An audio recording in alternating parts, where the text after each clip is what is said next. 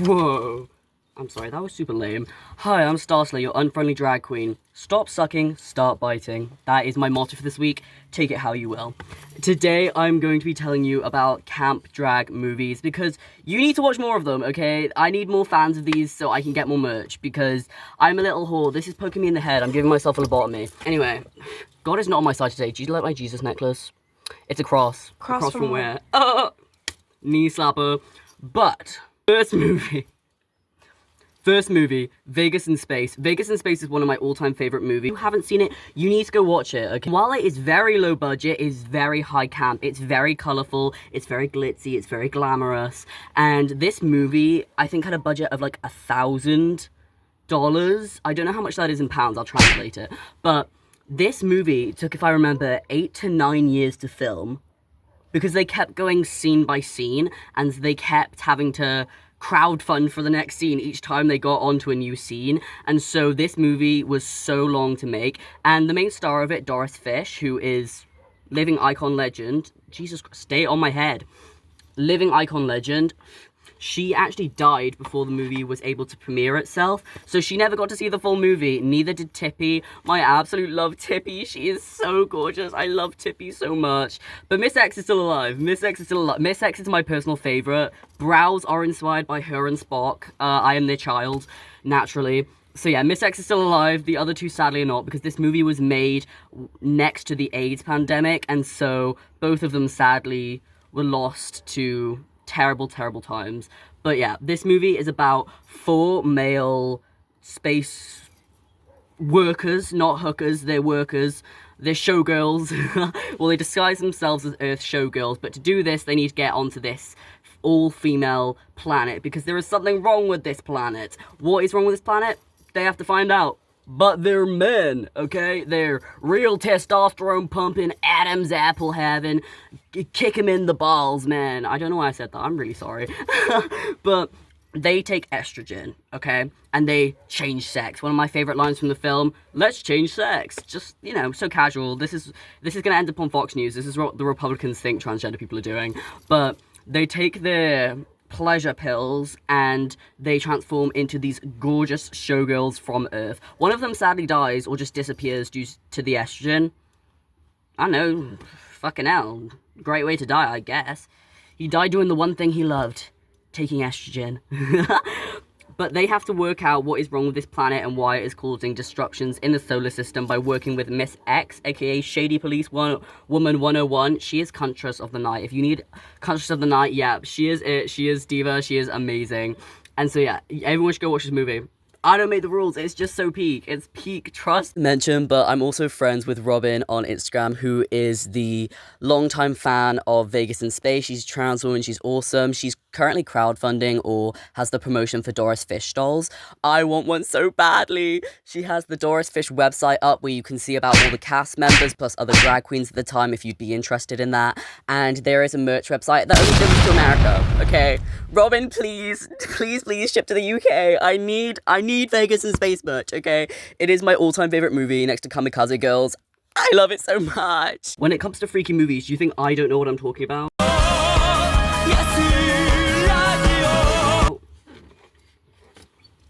I mean, why would I? Christian woman. Let me take... Fucking out. The hat is coming off because it's fucking destroying me. Look how gorgeous this is, though. Made it myself because I'm so great. Oh well. Next to, I think, if you're a drag queen or you say you love drag and you haven't seen these movies, I'm going to call you a liar. You're not educated and you need to watch these movies right now. First of all, it's unironic.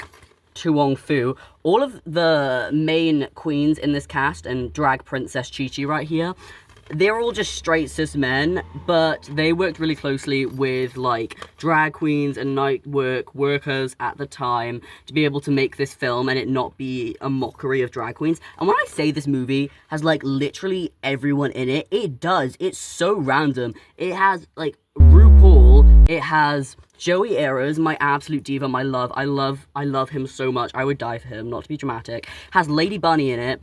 It has, who else? Robin Williams, what are you doing there, brother? It's so random. There's also the woman from Footloose in it. She gets beaten by her husband. It's not great. But then Patrick Swayze, beats his ass like a trooper, comes in there. Give me this fucking shit! Bang! Okay, it's beautiful. You should watch it because it's great. And yeah, legacy. Anyway, next, my wig is looking really ratty here. You know what? I've worn this out and I have not restyled this. So if you have something to say about my wig, catch me outside. How about that? Catch me outside. How about that? Priscilla, Queen of the Desert. This movie is beautiful. I recommended this before, and you losers should go watch it because it is so good. It's about these 3 drag queens. None of them are called Priscilla, by the way. One is a trans woman queen, and they are trekking across the desert in a little, not caravan, what do you call it? It's like a road vehicle called Priscilla. And they were trekking across this desert trying to get to this Vegas casino thing because they're trying to get to her wife's, because she has a wife and a child she doesn't tell anyone about, but we don't mind that. Whatever, you do you, live your life, queen.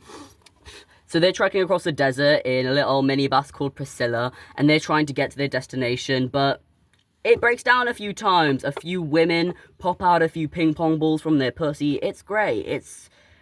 Trust me, okay, you will enjoy this absolute masterpiece. I promise you. Don't get me wrong, it is a little dated in its views about trans people, but look beside it, I think if you're going to talk about camp and drag movies, there is no way you can talk about campy drag movies without talking about Divine and John Waters, okay? They engineered this category. They're not like the founding fathers, because there are a lot of cases before the Hays Code got implemented of drag queen movies that I wouldn't necessarily call camp because they're just well-made movies, but drag queens would be used as like communism. No, comedy. I'm not a communist. Are you a communist? No.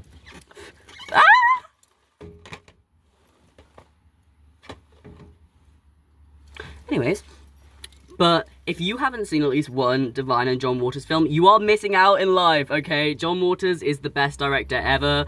John Waters?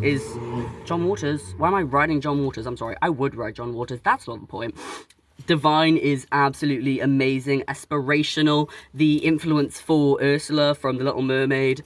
The most popular John Waters and Divine film is obviously Pink Flamingos. I mean, who hasn't seen Pink Flamingos? It's beautiful. Oh, my lash is coming off. This is a very family movie. If anyone tells you otherwise, they are a liar and a cheat. Oh my gosh, get on my lash line. What the fuck? Anyways, so Pink Flamingos, most famous recently. It's kind of blowing up because Chappell Roan did that, like, look from the movie. Kill everybody now. Condone first-degree murder. Advocate cannibalism. Shit. But yeah, she did that look, so the movie's kind of blowing up, and also for that audio on, like, TikTok, I think, Instagram maybe, I don't know. I don't keep up with the youths. But the movie is basically about this woman who wants to keep her title as being the filthiest woman alive. The filthiest person alive. Gender inclusivity. Do not watch this movie if you are sensitive to pretty much anything. There's a lot of assault and a lot of phobia used as kind of like shock value. But yeah, the movie is very low budget, but it's high camp. You're not going to get more camp than Pink Flamingos. This movie is just the essence of camp injected into a movie. I really want all of the John Waters movies on DVD, but like they're low-key expensive. They're like... I will collect them though. I will get them all. I love them so much. My personal favorite is Multiple Maniacs. I love Multiple Maniacs. It's about this kind of like traveling group of freaks and weirdos, and it's actually a front for them murdering and abducting people. It's really, really great. Again, the budget for this was only like 10,000, which in perspective,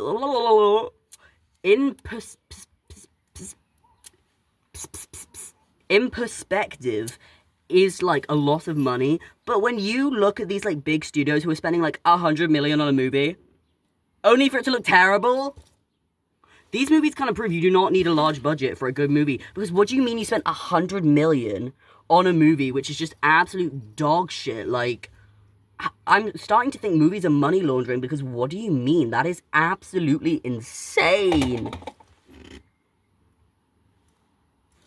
Anyways, the movie that is Divine and not John Waters is a 1984, I want to say, movie called Lust in the Dust. And I'm really sad John Waters didn't get this movie because he could have just made it so much more campy and so much more disgusting and filthy, because I love just a filthy old movie. It's beautiful, beautifully perverted, if you will.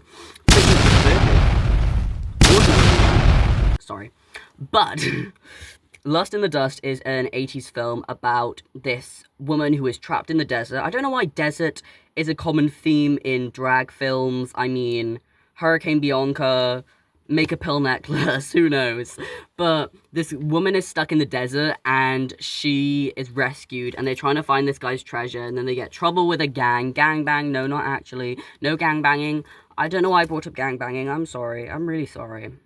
I'm gonna think about my act. I can't really say the name of the next movie, and I've been a fan of it for like years now. It's a visually stunning movie. It's called like Luminous, Procedures, Precursor, I don't know how to pronounce the word. I'll put up the name. You guys can do the reading yourself. Pronounce it for me, okay? Do me a favor. Do gal a great big favor. But this movie is so visually stunning. There's no talking in it, okay? So you can narrate it yourself. I know you probably have a big mouth, big heart, nothing else big. But this movie has no talking. It's about these two men, and they are taken through this psychedelic, androgynous, draggy kind of... I don't know how to describe it. I first saw this movie on Letterboxd on my old Letterboxd account in 2017, and this is a movie from the 80s, I want to say. I can't really remember. It's an older movie, but I remember the poster of it just looked like Tippy from Vegas in Space, and I love Tippy so much. I was like, you know what, I have to watch this. I have to watch it now. And it was great. It was great. Two absolutely great films. I've watched both of them as they come out because Bianca Del Rio is my favorite drag queen ever. Not to ride her cock or anything, but she's my favorite drag queen ever. And recently, Hurricane Bianca, the first one, was put onto YouTube. And if you've seen that video, and there is another one, okay? I don't know why there are so many people that don't know that there is a sequel to that movie. It's Hurricane Bianca from Russia with Hate. It's a very good movie. I don't know which one I like more, to be honest. I do like the second one. I'm gonna say the second one's probably my favorite. Both of them are really great. The first one is about this teacher who's a little queerball, little fag, and he gets found out in this Christian school and gets fired. And Alan Cummings in this movie. So if you are one of the Cabaret faggots who prefer Alan Cummings' version, Alan Cummings in it, so that's a really good reason to watch it. But original Cabaret is better. I'm sorry, not to plug Cabaret here. Actually, no, to plug Cabaret. You should watch Cabaret. And my video about Cabaret. I love Cabaret. But it's about this man who gets fired for being gay, who is Bianca Del Rio, spoilers, and comes back to the school in drag and basically shows them... It's basically one long Darman video, but including drag queens. It's very great. It does have Shangela in it, so trigger warning, but it also has Willem, so, you know, outweigh the odds. The Hurricane Bianca 2 is about teacher going to the best teacher of the year award. I watched this movie last in 2018. I really can't remember. God, Bianca goes to Russia basically and gets all of her drag taken, and then Rex, who Bianca is looking after, gets captured, and they're trying to make them straight through these hookers who have to make out with them, and Bianca is a hooker, and it's very, very, yeah, it's a lot. I really want the DVDs, but the DVDs are so expensive. Hello? I'm sorry. The DVDs are so expensive. Can we get a re-release, please? I didn't buy one in 2016, but I remember watching it in 2016, and it was my favorite movie of all time. And then the second one came out in 2018, I think. The movie is very 2016, if you catch my drift. Yeah, do with that as you will. But if you have any campy drag movies, then drop them below. I love watching campy movies. They are my favorite genre of movies. Camp movies just make life better, you know? When people always fucking dick ride. Actually no, Victor Victoria is really fucking good. Literally so stupid I lost the video of me talking about this, but y'all should go follow my mutual Victor Victoria. They're super awesome. But Victor Victoria there's two movies. There's an original one from the 30s, and then this one that I'm talking about is the 80s version. Both versions are really great, but this is about a struggling soprano who can't find work, and so it's set in the 1930s, and basically she then stumbles into this bar where her then becomes manager, turns her into a female impersonator. So she's impersonating a guy, impersonating a girl. And this movie was actually really progressive for the 30s, at least anyway. But then she falls in love with a guy, which would make it seem very homosexual, and we can't have that, you gay people. Which technically doesn't revolve around drag queens, but I think every drag queen has seen this movie. If you haven't seen this movie, shame on you, what the fuck? Elvira, Mistress of the Dark. I do want to mention more, like, obscure camp movies. Elvira, Mistress of the Dark does not have a drag queen in it, but Cassandra Peterson always gives me, like, drag queen vibes, you know? Like, not in a mean way. She's awesome as fuck. She's literally gay icon, okay? She's next to Cher. Like, come on with it. And she's actually likes gay people. This movie is about Cassandra Peterson, and she is gonna get her own Vegas show, but she doesn't have the money, because brokey, I guess, loser. And so, no, I'm a brokey too. What am I talking about? But she has inherited something from her aunt's will. She goes to get it, and it is this house in this heavily Christian town. But she finds out she's a witch. Must be the season of the witch. I'm sorry. She gets this little dog named Gonk. I love Gonk so much. It's like a little, what are they called? You know, like how witches have their, like, animals and shit? That's hers. She turns him into this little punky, pink-haired dog called Gonk. And this movie is just so great. I think, but it is camp. It is really camp, with the fucking giant machine gun getting shot at her great uncle when he's this big wizard. Sorry for the spoilers, but, you know, movie's only been out, like, 40 years, so not my problem. Anyway, have an absolutely great day, watch some more terrible movies, and do something more with your time. Goodbye. Turn off now.